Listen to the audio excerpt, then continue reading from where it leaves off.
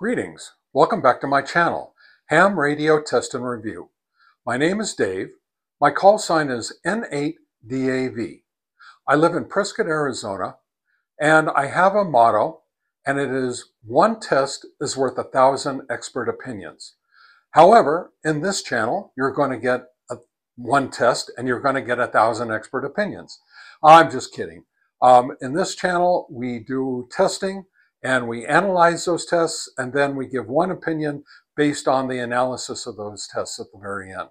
So I'm hoping that you'll enjoy this video, and we are going to be continuing the testing of the Stubby antenna line of antennas, especially the soft flexible type. So we'll be getting right to that. Today's video, we are going to be testing an antenna called a Yoidesu, that's spelled Y-O-I-D-E-S-U. And it's model SF-20. And of course, if you know anything about what's going on in the world of soft flexible antennas on Amazon, there's tons of soft flexible stubby antennas with the model number of SF-20, which are claimed to be made by dozens of different manufacturers. Obviously, and it looks to me, it's very apparent that they're made by one manufacturer. And all these different companies you've never heard of are all marketing them on Amazon. So again, I've already done one video on an SF-20 from a company called CC Glow. And so this is another SF-20 by this Yoidesu company. And I have a feeling we're going to get similar results, but you never know. That's why we test. We test because we just don't know. And until we test, then we do know. So just like the other SF-20 antenna that I tested, this is the antenna here with, of course, my label on it. As you can see, it's got a BNC connector, and it's exactly like all the other soft rubbery, flexible antennas that I've tested so far, with the exception of the Nagoya NA810. That one feels like it's made of a different type material. Just so you know, this is the package that it comes in. It's got a great label, as you can see. And, you know, there's really nothing to it. It's just a cheap piece of plastic. So, and it's a Nagoya green. So go figure. Anyway, I'll be right back with the specifications of this. Yoidesu SF-20 antenna is specified as a dual band, so that's 2 meter and 70 centimeter. It's 2 5/8 inches long, and of course it's a soft, flexible rubber type antenna. It comes with a BNC male connector on it. It's the specified impedance is 50 ohms, and it's supposed to have less than a 1.5 to 1 SWR on it. However, we'll see what we actually test it out to be. They specify a maximum of 10 watt input on the antenna, and then there's no gain specified. There's no wave, like a quarter half wave specified on the antenna, and nothing else is specified with it. Of course, it does not come with a rubber gasket because it's a BNC type antenna connector. And let's see, what else are we doing here? And I paid a whopping $7.99 for this antenna. So what are we going to get for our $7.99?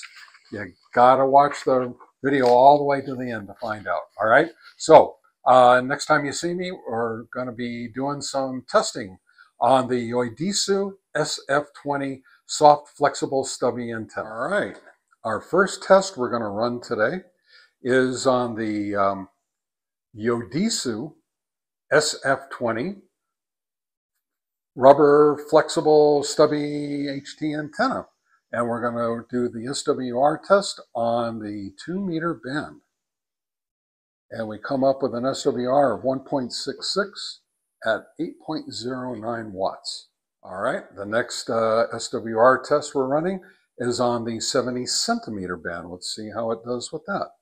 And we get an SWR of 1.48 at 4.27 watts. And last but not least, we haven't got about our GMRS brothers out there. We're going to test this on channel 16 of the GMRS band. And we get an SWR of 2.03 at 3.57 watts.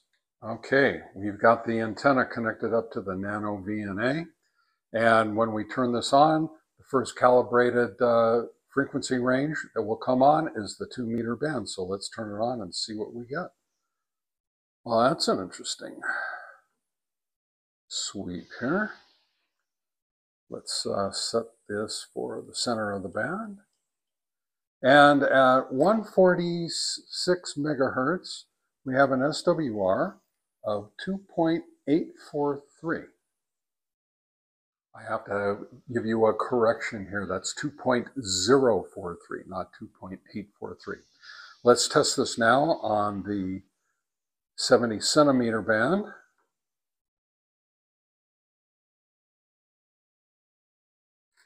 And let's run this up to center of the band at 435 megahertz.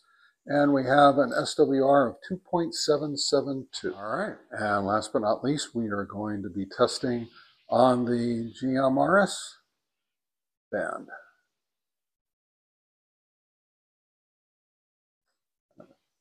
Nice flat curve here.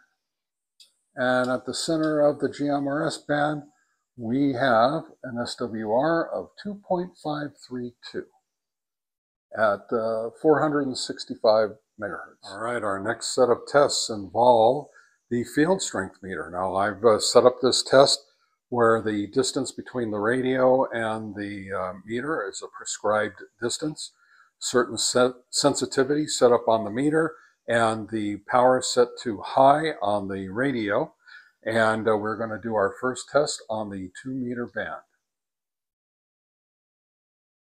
All right, the next test that we are running is the field strength test for the Yoidesu SF-20 antenna on the 70 centimeter band. And last but not least, we are running this field strength meter test on the channel 16 of the GMRS band. All right, I'm out here at the park. I'm in my usual spot. We're about 1/4 to 3/8 of a mile away from my base station. And I've got my simplex parrot style repeater set up on my base station. So when I call out to it from here, I should be able to get a good signal and a good report back, assuming that this antenna works really well. If it doesn't, then we'll get some static. But the last time, you know, I got just a tiny bit of sizzle with the last antenna, and this is a very similar antenna. So I'm hoping that this antenna works well, but we'll see. You know, one test is worth 1,000 expert opinions. So I have my HT, my trusty Baofeng UV17 Pro GPS with the Yoidesu SF-20 soft, flexible, stubby antenna. And so we're going to test this out right now and see how this works. This is NADAV, testing 1, 2, 3, testing 1, 2, 3. This is NADAV, testing 1, 2, 3, testing 1, 2, 3.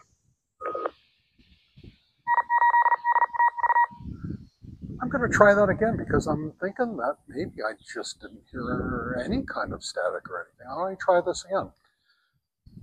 This is NADAV, testing 1, 2, 3, 4, testing 1, 2, 3, 4. This is NADAV, testing 1, 2, 3, 4, testing 1, 2, 3, 4.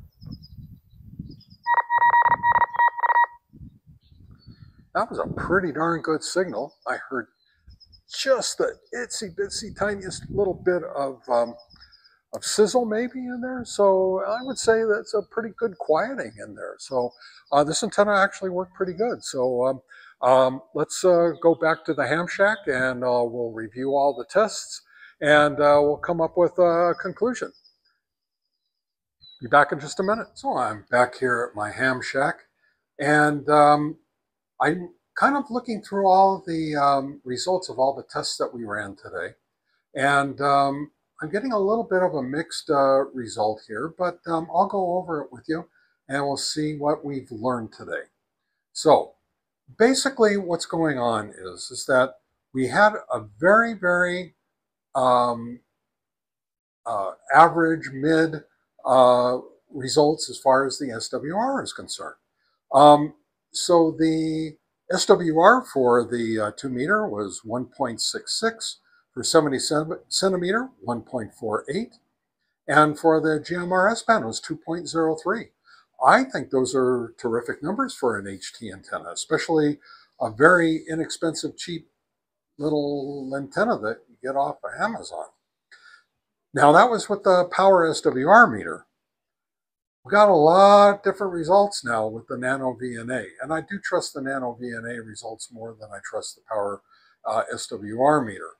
With the Nano VNA, we got 2.043 on the 2 meter, 146 megahertz frequency. On the 435 megahertz frequency and the 70 centimeter, we got 2.772. And on GMRS, we got 2.532. So it looks like this antenna has been tuned for the 2 meter mark, the 2 meter frequency band, rather than the 70 centimeter and the GMRS. Of course, it wasn't designed for GMRS, but I always run all my tests on GMRS anyway, because we've got a lot of GMRS fans out here. They want to know what these antennas are doing. So I am looking at these numbers and wondering why the Nano VNA isn't representing the power SWR meter a little bit closer. And I have a strange feeling that this antenna, while I was doing some of the power testing, got a little warm, and I didn't transmit that much that it should have gotten that warm. So I'm wondering if there might be a little issue here with the antenna itself, absorbing some of that radiated energy. It could be, it may not be, I'm not quite sure, but whatever the case may be, I would trust the Nano VNA results a little bit more than I would the power SWR meter. Now, as far as the field strength meter testing went, the field strength meter testing, everything was average. It averaged the same as the other SF-20 antenna. The numbers were almost exactly alike, except for when it came to the GMRS frequency, the band. It was about 2 dB less than the other SF-20 band. However, it's really not that far off. So I'm saying that overall the energy generated out of that antenna was very, very close to the other SF-20 antenna from CC Glow. So I'm thinking these antennas are fairly close in nature. I would say that probably manufacturing differences is probably what makes them different. I've noticed I have actually bought several of the exact same antennas made by one particular company, which will remain nameless, and they were exactly the same. I mean, they looked the same, they measured the same, everything was exactly the same, and yet when you put them on the SWR meter and the antenna analyzer, they could be vastly different. So, you know, I think manufacturing differences probably is what we're looking at here. Anyway, the last thing I'm going to say is this. When you're looking at these little cheap rubber antennas, if you're going to be using them sparingly and you're not looking for very good performance out of these things, they're probably going to be okay for you. But I would probably stay away from these SF-20 antennas. There are better ones out there for another $1 or $2 or maybe even $5 more. And the $7, $8 more antenna from Nagoya was not that much better. And the SWR was a little bit higher. So, you know, you pick and choose your battles. I think there are probably better antennas out there for you. But if you have a need for one of these really soft antennas, which are almost literally indestructible, then you might want to pick up one of these cheap antennas, as long as you understand about the SWR and as long as you understand that the performance is going to be compromised. All right, so that's my opinion. And you know my motto, one test is equal to 1,000 expert opinions. My name is Dave. I live in Prescott, Arizona. My call sign is N8DAV, and I'm saying 73s to you, and so long. And if you like my video, please subscribe to my channel and ring that bell and get all of my videos, get the notifications for all my videos. I think you'll be surprised on how much good information that I really supply. So anyway, thanks again for watching.